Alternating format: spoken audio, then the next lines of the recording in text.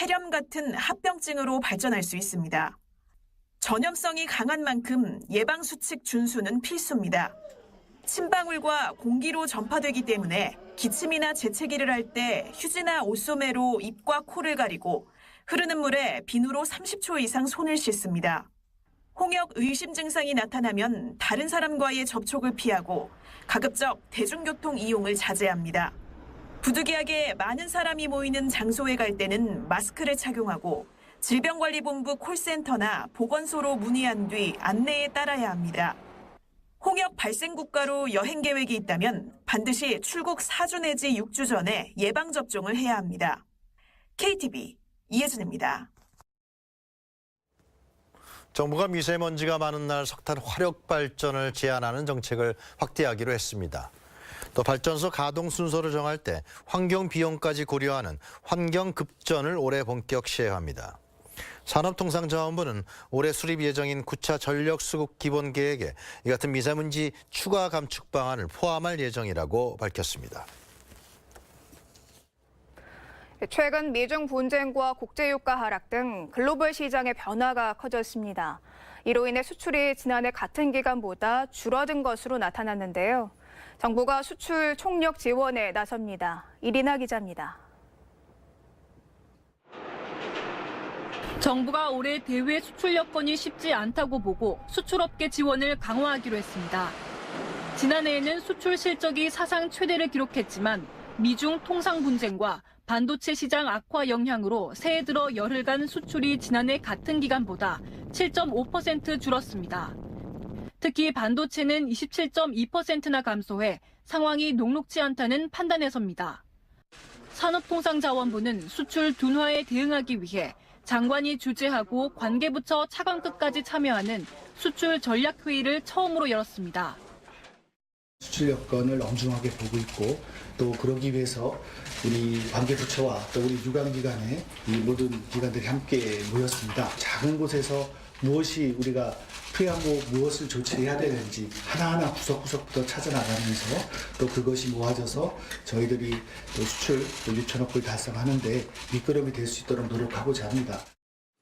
이번 회의를 시작으로 수출 통상 대응반과 수출 활력 촉진단을 운영하고 해외 수출 지원 네트워크도 강화합니다.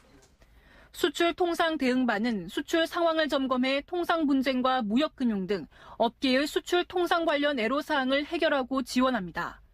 수출 활력 촉진단은 중기부와 함께 수출 현장을 직접 찾아 실무 담당자가 수출 애로를 즉시 해결하게 됩니다. 또 해외 네트워크 간 연계도 강화하기로 하고 코트라 무역과는 권역별 수출 10% 증대 프로젝트를, 해외 공관의 상무관은 국가별 수출 확대를 지원합니다. 종합상사는 수출 유망 품목과 사업을 발굴할 예정입니다. 회의에서는 반도체와 일반 기계업계의 어려움을 즉시 해결해주기도 했습니다. 업계가 무역보험 지원 확대를 요청하자 당장 이달부터 2개월 동안 주력시장과 신흥시장 무역보험 한도를 최대 2배까지 늘리기로 한 겁니다.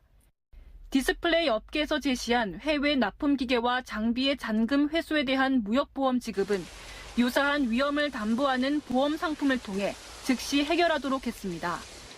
KTV 이리나입니다. 서울 광화문 광장이 지금보다 3.7배 넓어집니다. 차로는 절반으로 줄어들고 보행자 중심의 열린 공간으로 달라집니다. 지하로는 파주에서 서울까지 이어지는 GTX가 신설됩니다. 최영은 기자입니다. 서울시가 오는 2021년까지 광화문 광장을 새롭게 꾸민다는 계획을 발표했습니다.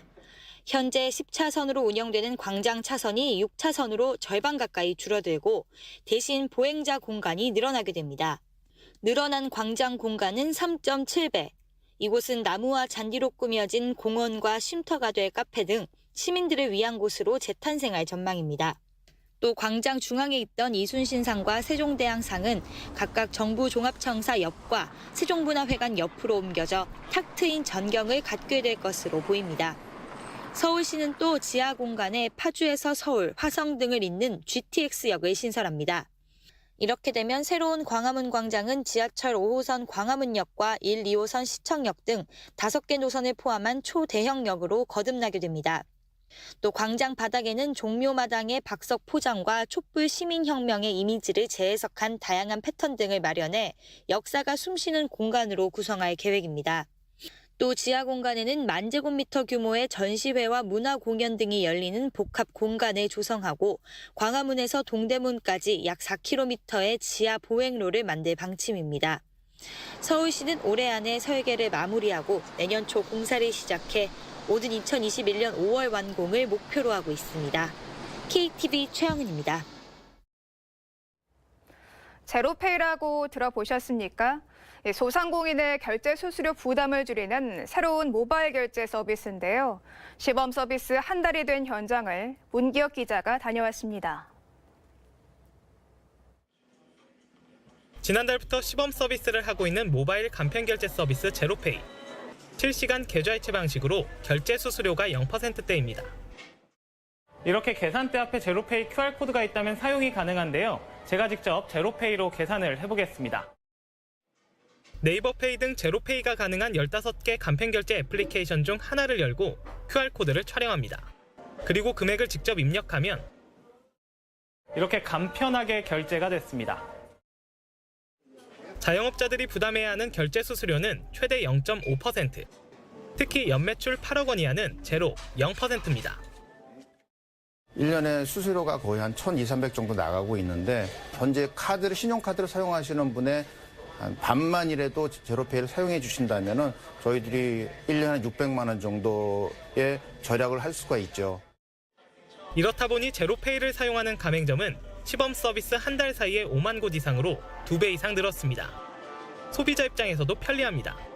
신용카드 15%와 체크카드 30%를 뛰어넘는 40%의 소득공제를 받을 수 있다는 것도 장점입니다.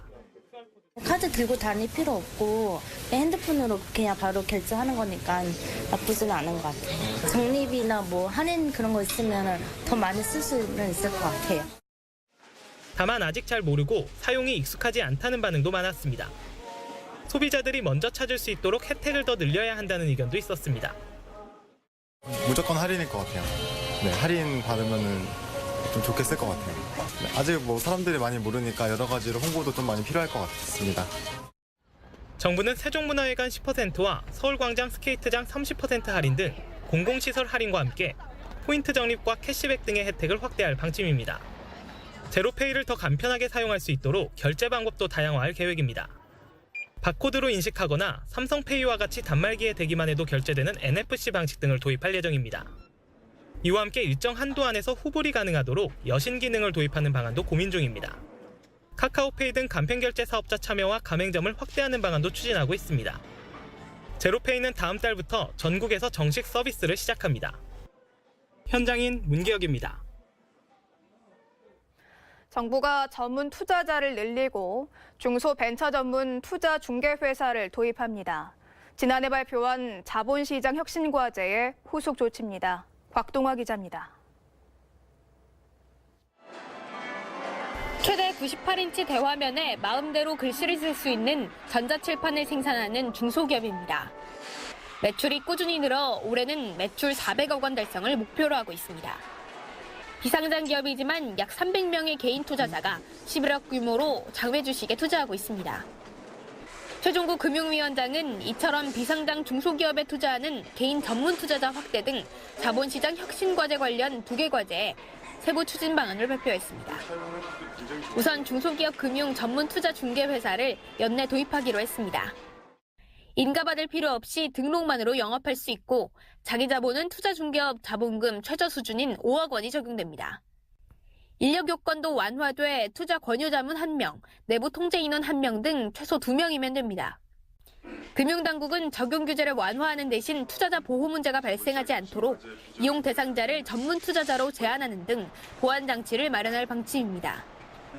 개인 전문 투자자 진입 요건도 완화됩니다. 금융투자 잔고 기준이 현행 5억 원 이상에서 초저위험 상품을 제외한 5천만 원 이상으로 낮아집니다. 1억 원 현 소득 기준에 부부 합산 1억 5천만 원이 추가되고 10억 원 이상인 현 재산 기준은 주거 중인 주택을 제외한 총자산 5억 원 이상으로 바뀝니다. 또 새로운 개인 전문 투자자 요건에 투자 경험이 있는 자로서 증권 관련 지식을 보유한 자가 신설돼 앞으로 변호사나 회계사 등도 개인 전문 투자자가 될 수 있습니다. 금융당국은 요건을 충족하지 못한 개인을 전문 투자자로 등록하는 등 위반 행위를 불건전 영업행위로 규정, 엄격하게 제재하는 등 투자자 보호 조치도 마련했습니다. 현재 약 2천여 명 수준인 개인 전문 투자자 규모가 약 37만 내지 39만 명까지 대폭 늘어나게 될 것으로 기대합니다. 개인 전문 투자자의 자본시장 접근성이 제고됨에 따라서 혁신기업의 자금 조달 기회도 확대될 것으로 생각합니다.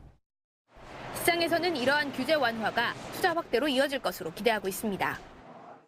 이번 기회가 좀 좋은 기회 같아요. 그러니까 옛날보다 좀 턱이 낮아졌다 투자를 받는 그런 느낌을 좀 받았습니다. 금융위는 이달 중 자본시장법 시행령 개정안을 입법 예고하고 올 하반기 시행하겠다는 방침입니다. KTV 박동아입니다. 앞으로는 가벼운 사고로 자동차 외장 부품을 통째로 교체하는 게 불가능해집니다. 금융당국이 과잉 수리에 따른 보험금 누수를 막는 대책을 마련했습니다. 홍진호 기자입니다. 주차를 하고 문을 열다 옆에 있던 차량의 문을 찍는 이른바 문콕 사고를 낸 김 씨. 문자 교체를 해달라는 과잉 수리 요구에 김 씨는 결국 보험료 할증에다 수리비 239만 원을 냈습니다. 현재 범퍼를 제외한 외장 부품은 가벼운 차량 접촉 사고에도 무조건 새 부품으로 교체하는 탓에 보험금 낭비가 많은 실정입니다. 앞으로는 범퍼뿐만 아니라 문짝이나 바퀴 덮개 등 외장 부품도 가볍게 긁히거나 찍히는 정도로는 새 부품 교환을 받을 수 없게 됩니다. 이 같은 내용을 담은 자동차 외장 부품 경미사고 수리 기준이 자동차 보험에 적용됩니다. 범위 확대에 따라 문짝과 바퀴 덮개 등 7개 부품은 긁힘이나 찍힘, 코팅 손상, 색상 손상 등 경미한 사고면 판금과 도색과 같은 보건 수리만 인정됩니다.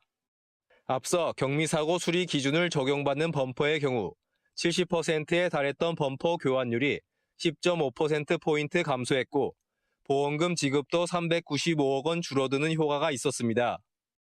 금융감독원은 이와 함께 자동차 보험 시세 하락 손해보상 대상도 확대합니다. 보상받는 차량의 연령 기준이 출고 후 2년 이하에서 5년 이하로 늘어났습니다. 또 지급 금액이 차량 출고 1년 이하는 수리비의 20%,